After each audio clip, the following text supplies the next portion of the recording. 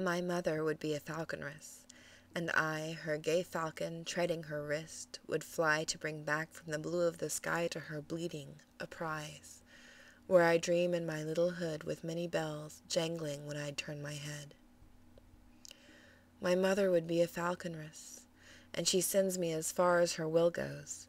She lets me ride to the end of her curb, where I fall back in anguish. I dread that she will cast me away, for I fall, I mistake, I fail in her mission. She would bring down the little birds, and I would bring down the little birds. When will she let me bring down the little birds, pierced from their flight with their necks broken, their heads like flowers limp from the stem? I tread my mother's wrist and would draw blood. Behind the little hood my eyes are hooded. I have gone back into my hooded silence, talking to myself and dropping off to sleep. For she has muffled my dreams in the hood she has made me, sewn round with bells jangling when I move. She rides with her little falcon upon her wrist. She uses a barb that brings me to cower. She sends me abroad to try my wings, and I come back to her. I would bring down the little birds to her. I may not tear into, I must bring back perfectly. I tear at her wrist with my beak to draw blood, and her eye holds me, anguished, terrifying. She draws a limit to my flight, never beyond my sight, she says.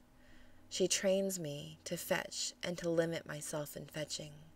She rewards me with meat for my dinner, but I must never eat what she sends me to bring her.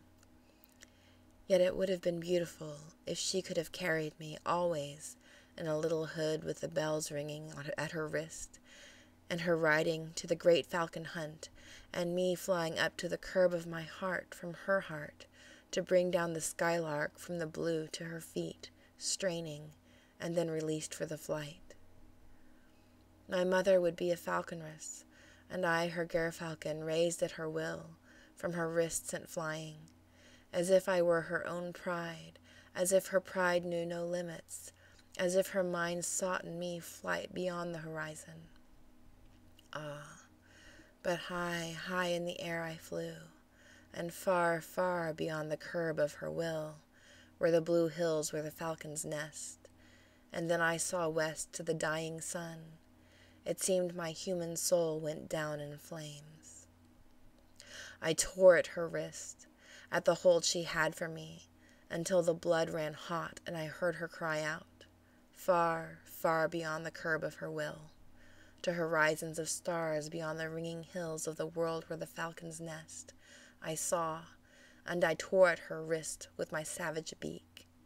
I flew, as if sight flew from the anguish in her eye beyond her sight, sent from my striking loose, from the cruel strike at her wrist, striking out from the blood to be free of her.